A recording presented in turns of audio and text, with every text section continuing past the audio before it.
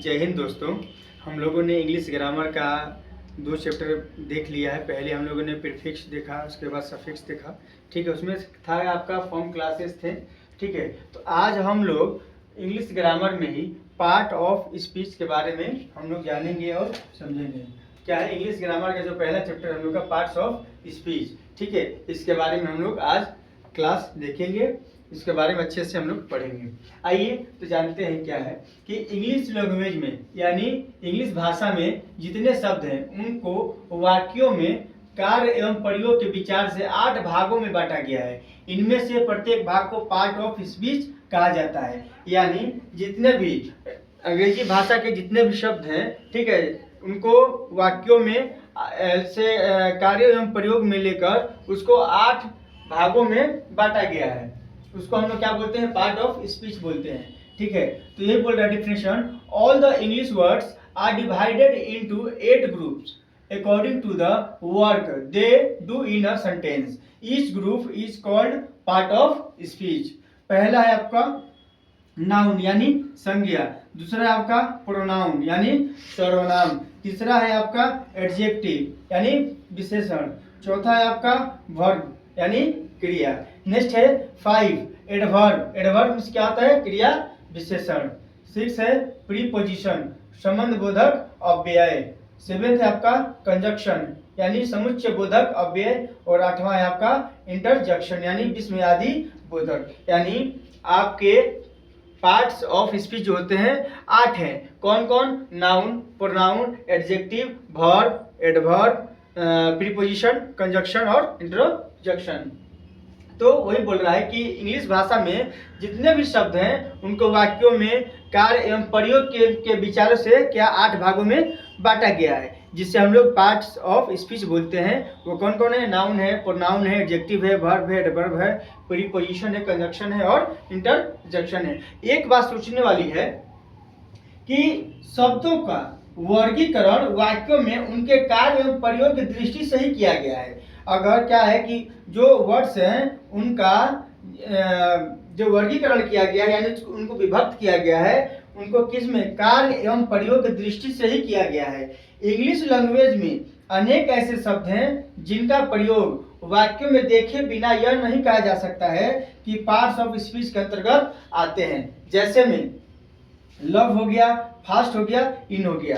यानी ये बोलना कि क्या चाह रहा है कि पार्ट्स ऑफ स्पीच में कुछ ऐसे वर्ड है कि उनको जब तक आप बिना देखिएगा नहीं तब तक आप नहीं कह सकते हैं कि ये पार्ट्स ऑफ स्पीच के अंतर्गत आते हैं।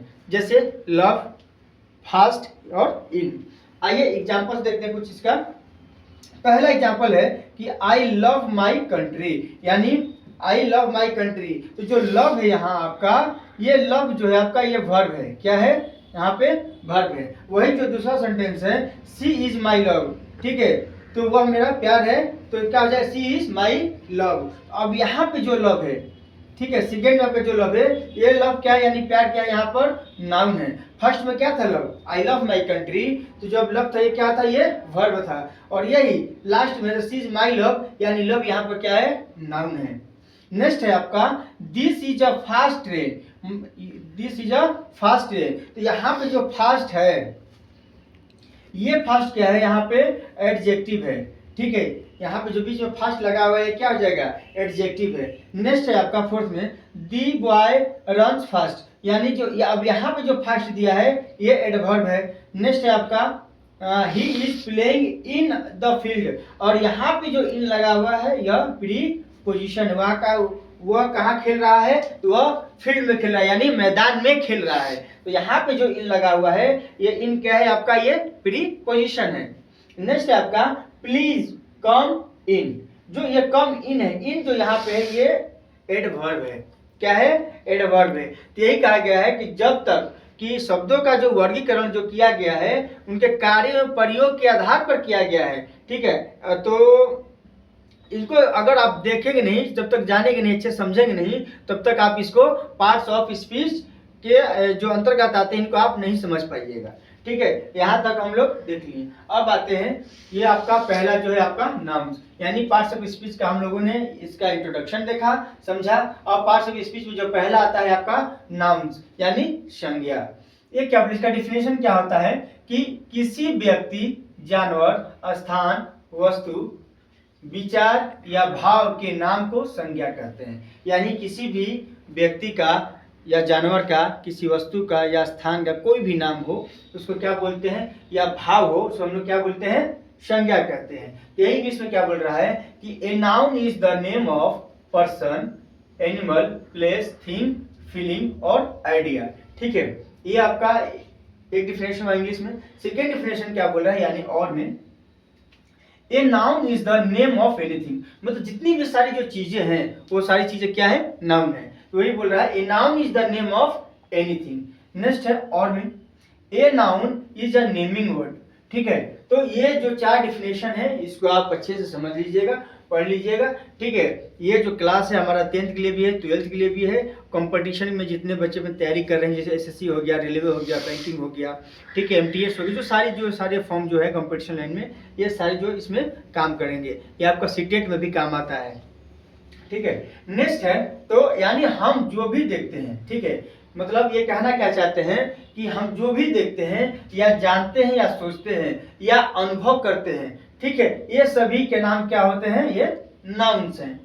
अब आते हैं काइंड्स ऑफ नाउन, यानी संज्ञा के प्रकार। ठीक है, संज्ञा के कितने प्रकार होते हैं, तो देयर आर ये आपके 5 काइंड्स ऑफ नाउन, मतलब संज्ञा के 5 प्रकार होते हैं।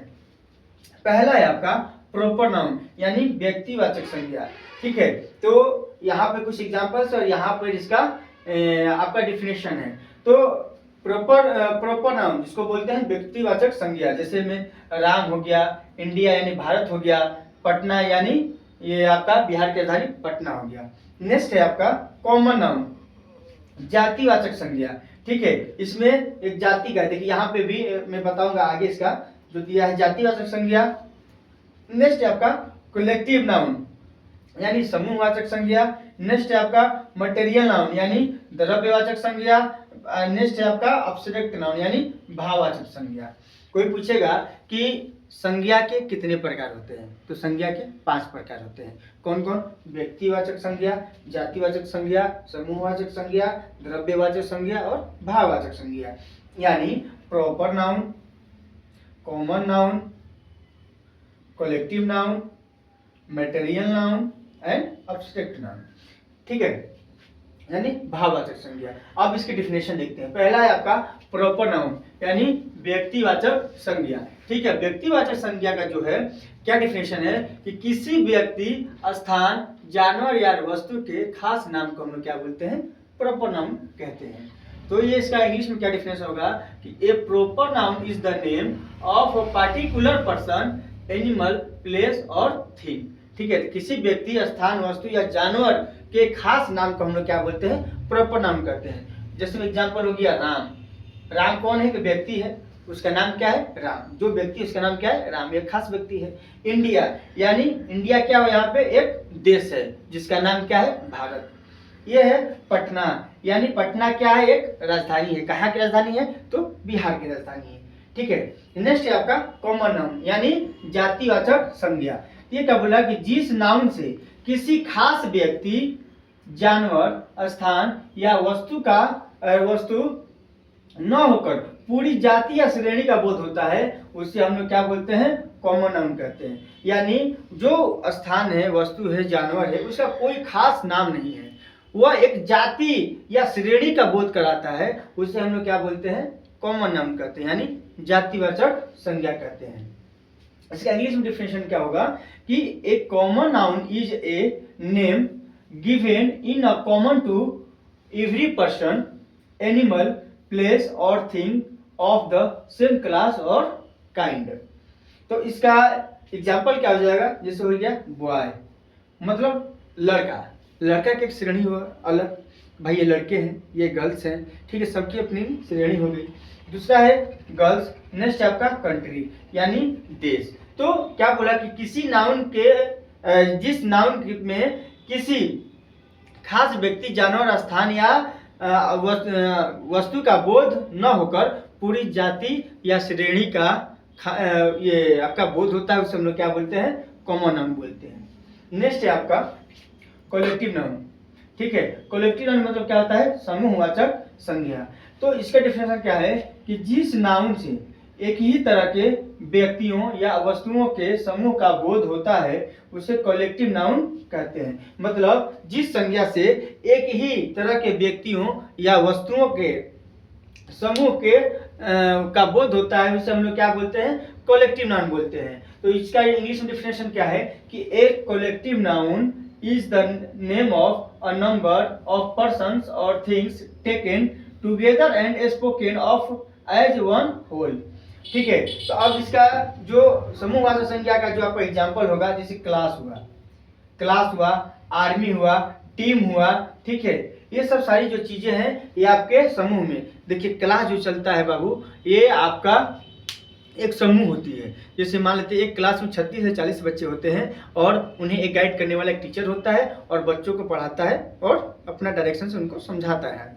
उसी तरह आपका आर्मी हुआ, आर्मी में भी एक कैप्टन होता है और एक उनमें एक समूह होती है जिसमें 20 से 25 या 40 45 50 जो भी बटालियन होती हैं बटालियन को लेकर चलता है, यानी समूह होता है, यानी श्रेणी होता है। उसी तरह टीम होती है, जिस प्रकार भारतीय टीम है, इंडियन टीम है या पाकिस्तानी टीम है या ऑस्ट्रेलियन टीम है, तो उनका भी एक समूह होता है जिनमें एक समूह में 11 से 15 प्लेयर होते हैं।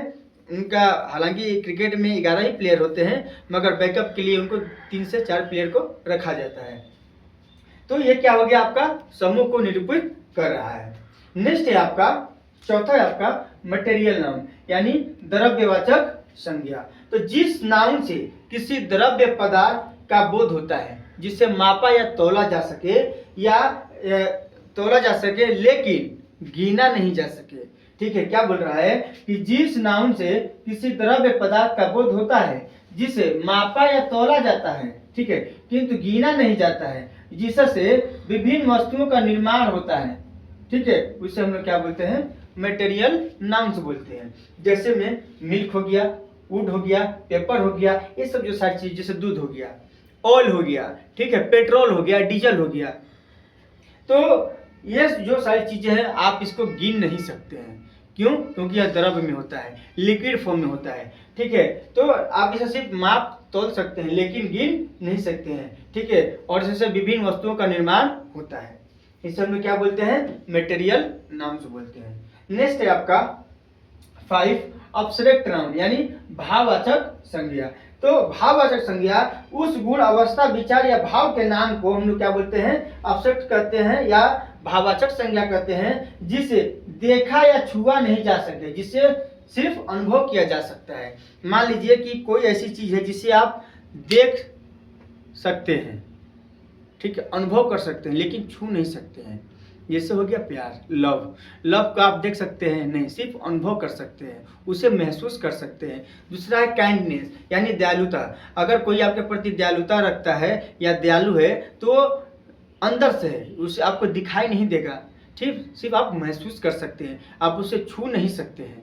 ठीक है, तो क्या बोल रहा है, किसी विचार या भाव के नाम को हम लोग क्या बोलते हैं, भाववाचक संज्ञा कहते हैं, जिसे देखा या छुआ नहीं जाता, सिर्फ महसूस किया जा सकता है। तीसरा है आपका डेथ, यानी मृत्यु हो गया, कि अगर कोई डेथ कर गया, ठीक है, तो आप महसूस करते हैं कि वो आदमी डेथ कर गया। ठीक है, क्योंकि आप उसे छुएंगे भी तो क्या होगा, क्या आप उसे जिंदा कर सकते हैं, नहीं कर सकते। क्यों? क्योंकि उसकी बॉडी से पहले ही जो रूह है वो निकल चुकी है।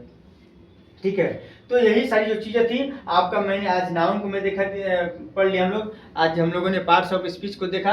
पार्ट्स ऑफ स्पीच में मैंने बताया कि इंग्लिश लैंग्वेज में जितने भी शब्द हैं तो उनको वाक्यों, कार्य एवं प्रयोग के आधार पर, ठीक है, उनको 8 भागों में बांटा गया है, जिसे हम लोग पार्ट्स ऑफ स्पीच कहते हैं। तो पहला है नाउन हो गया, प्रोनाउन हो गया, एडजेक्टिव हो गया, वर्ब हो गया, एडवर्ब हो गया, प्रीपोजिशन हो गया, कंजंक्शन हो गया। इन सब सारी चीजों को हम लोग यहाँ पर देखें। एक बात नोट करने वाली थी कि शब्दों का वर्गीकरण जो वाक्यों में उनके कार्य एवं प्रयोग के आधार पर ही किया गया है। जैसे इंग्लिश लैंग्वेज में अनेक ऐसे शब्द का प्रयोग किया जाता है, ठीक है, जो वाक्यों को देखे बिना आप नहीं कर सकते हैं। ठीक है, जैसे हो गया लव हो गया, आपका इन हो गया और आपका फास्ट हो गया। तो हर जगह लव का मतलब कहाँ से कहाँ, क्या मतलब वर्ब होगा कि एडवर्ब होगा कि नाउन होगा, वो वहाँ दिखता है। ठीक है, इन का प्रयोग अलग हो गया। उसके बाद हम लोगों ने अभी देखा नाउन्स यानी संज्ञा। संज्ञा देख लिए, किसी व्यक्ति, जानवर, स्थान, वस्तु के आदि के नाम को हम लोग क्या बोलते हैं, संज्ञा कहते हैं। उसका हम लोगों ने डिफिनेशन देख लिया। उसके बाद संज्ञा के जो 5 भेद है उसके बारे में हम लोगों ने पढ़ लिया, समझ लिया कि संज्ञा के कितने भेद होते हैं। तो संज्ञा के 5 भेद होते हैं, proper noun, common noun, collective noun, material noun और आपका अब्स्ट्रैक्ट नाउन। इसको बोलते हैं व्यक्तिवाचक संज्ञा, जातिवाचक संज्ञा, समूहवाचक संज्ञा, द्रव्यवाचक संज्ञा और आपका भाववाचक संज्ञा। ये सब सारी चीजों को देख लिए। उसके बाद हम लोगों ने इन सभी का डिफिनेशन देख लिया और इसका हम लोगों ने एग्जाम्पल्स देख लिए। नेक्स्ट क्लास में हम लोग नेक्स्ट टॉपिक के साथ आगे आएंगे। तब तक थैंक यू सो मच।